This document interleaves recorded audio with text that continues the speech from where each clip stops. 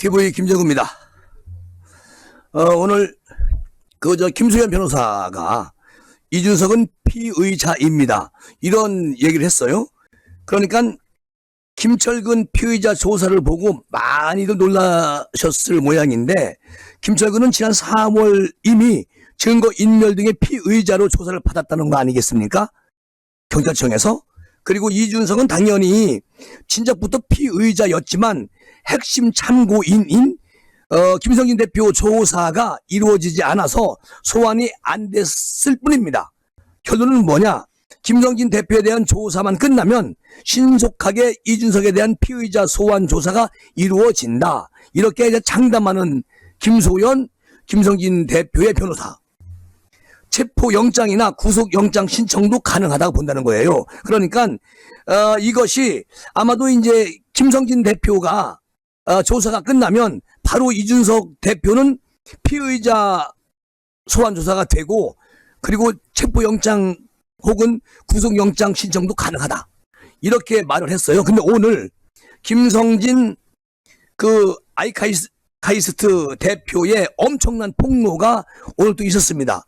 이것은 이제 김소연 변호사가 말을 한 건데, 이준석 대표의 상남빛 증거인멸 교사 의혹 핵심 연루자인 김성진 아이카이스트 대표가 9년 전에 이준석 대표를 접대하고 난 뒤에 이준석으로부터 박근혜 시계를 받았다.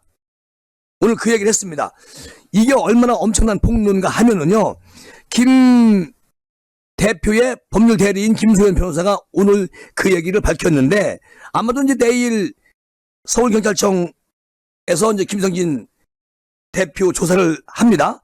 경찰청에서 조사할 내용을 이미 김소연 변호사가 먼저 발표를 하는 겁니다.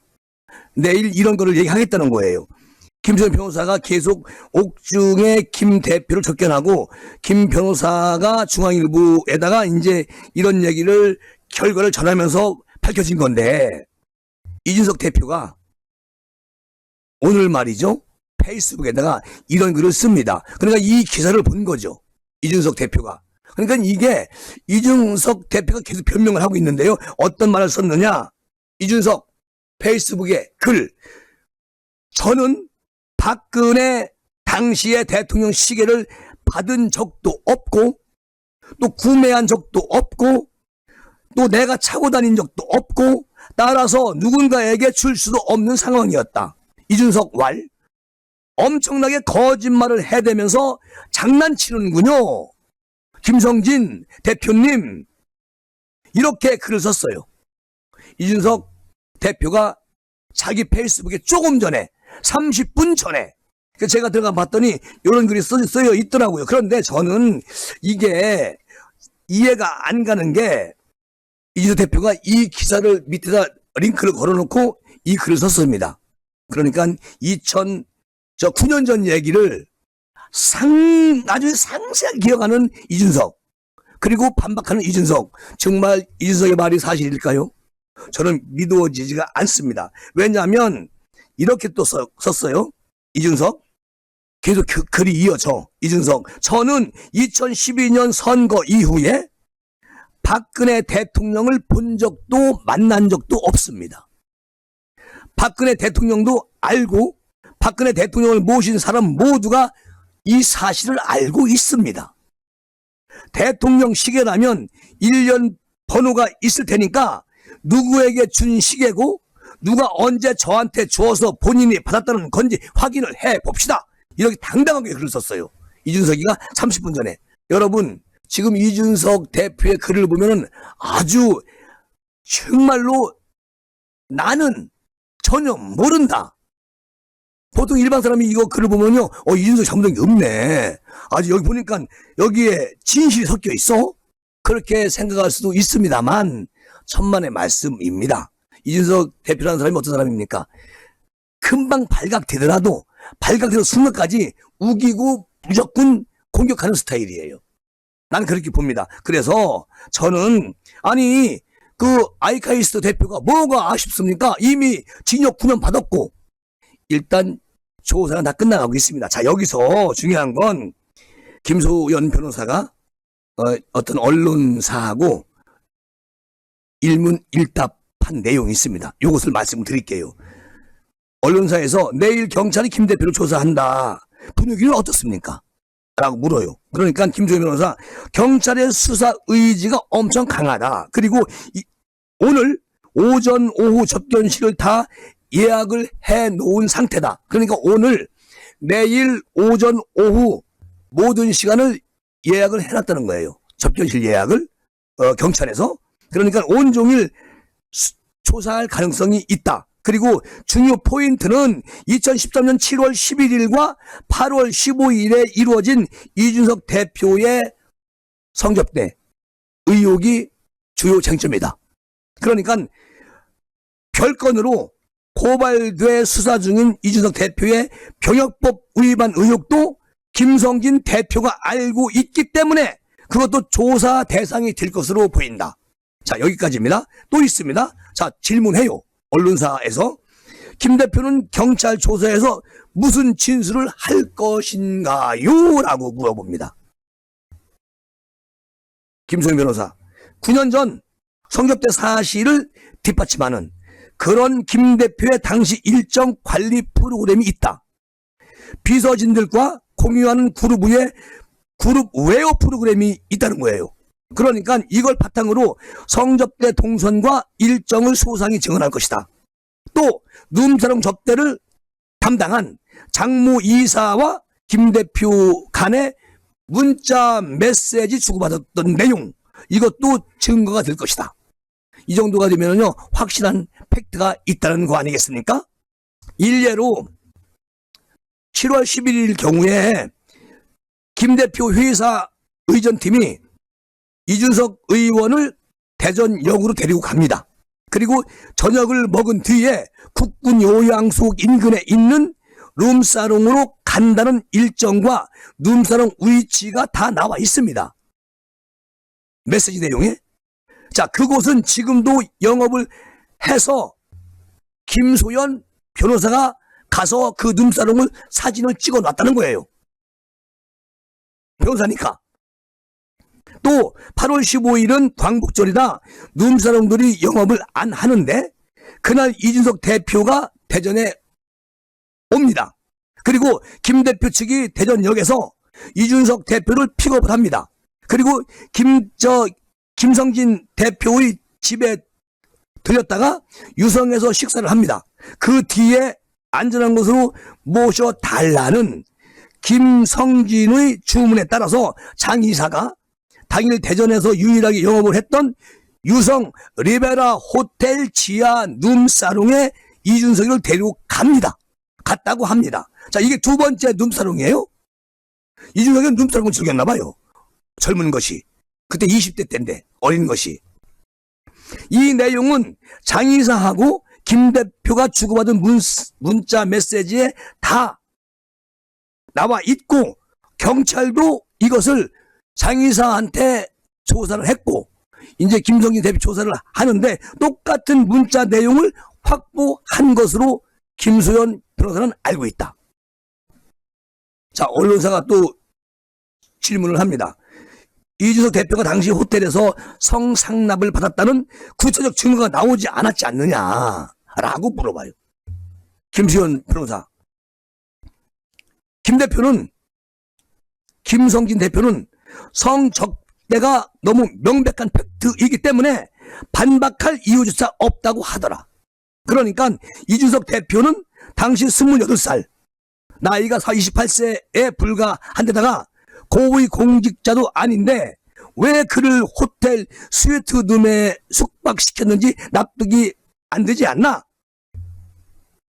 이렇게 이제 얘기를 하면서 비용도 룸사롱에서 1차 접대만 하면 80만 원 정도인데 이 대표 접대할 때는 회당 170만 원에서 180만 원이 들었다고 합니다.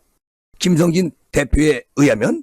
그러면 술값만 80만 원 들어가는데 나머지는 어디에서 쓸까요? 이것이 문제죠.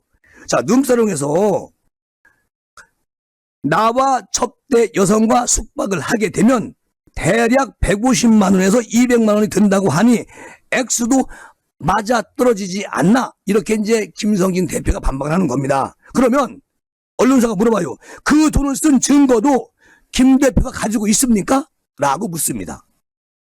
김수현 변호사. 접대 의전을 담당한 사람에게 김성진 대표가 돈을 보낸 내역이 있다고 들었다. 아마도 이것도 경찰 조사에서 증거를 제출할 것이다. 자, 게다가 경찰은 이준석 대표가 대전 방문 때 관여한 김 대표의 회사 직원들이나 또는 이준석 대표를 태우고 다닌 운전기사까지 다 조사를 마쳤다는 겁니다. 어디서? 경찰청에서. 모든 걸 가지고 있어요. 나는 여기서 냄새가 납니다. 뭐냐?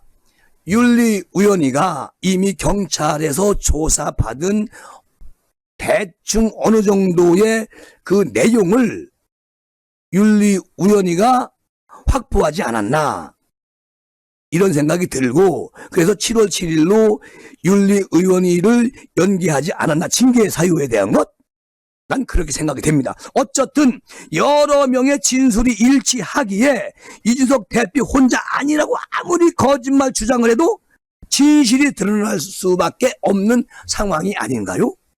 김재국 구독자님들, 난 그렇게 묻고 싶어요. 또 언론사에서 물어봅니다. 어제 28일 김성진 대표 접견에서 주목되는 이야기는 없었습니까? 라고 묻습니다. 자, 김수현 변호사.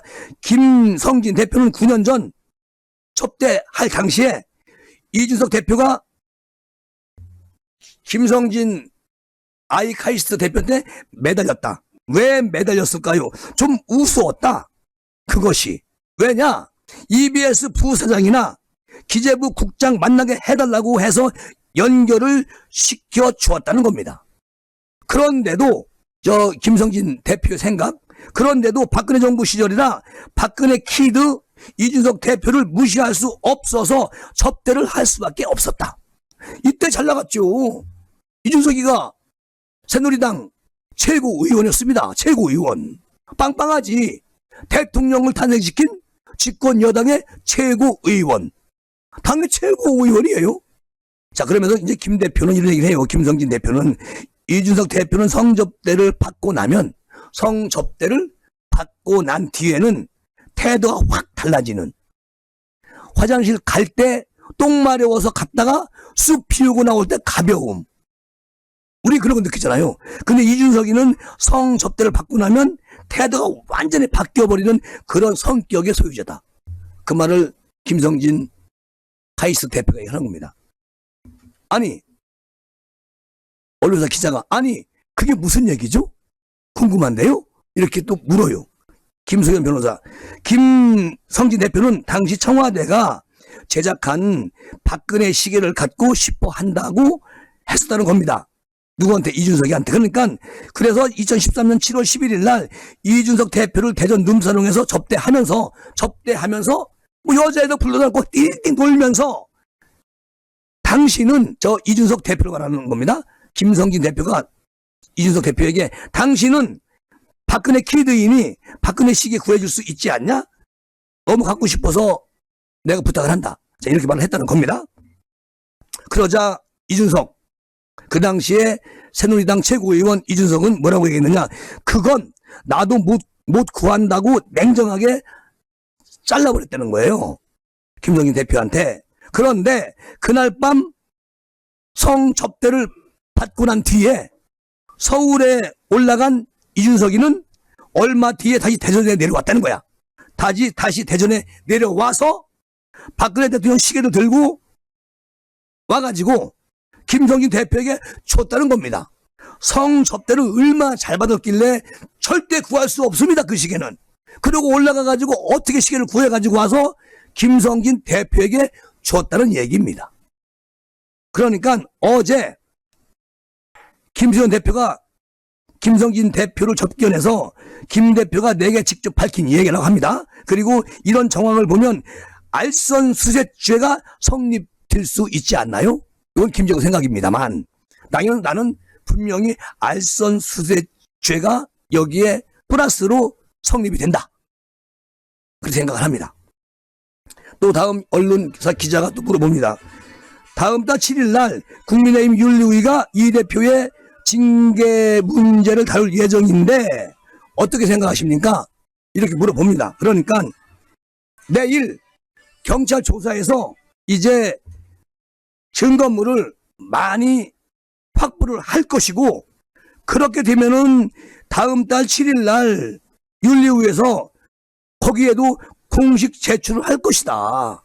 그렇게 되면 윤리위는 법적, 윤리적, 정무적으로 이준석이를 징계하지 않을 수 없는 상황으로 완전히 바뀐다. 이게 김소연 변호사의 주장인데요. 오늘 이준석 대표가 나는 시계 본 적도 없고 박근혜 대통령 만난 적도 없다. 아까 말씀드렸잖아요. 이것이 새빨간 거짓말이 될 건지, 아니면 김성진 카이스트 대표가 옥중에서 한 말들이 그대로 사실인지는 경찰 수사에서 나올 수 있는 그런 것이다. 이렇게 말씀을 드리고, 어쨌든 지금 내일 경찰 조사에서 어떻게 되는지는 끝까지 우리 지켜보아야 할 그런 문제다.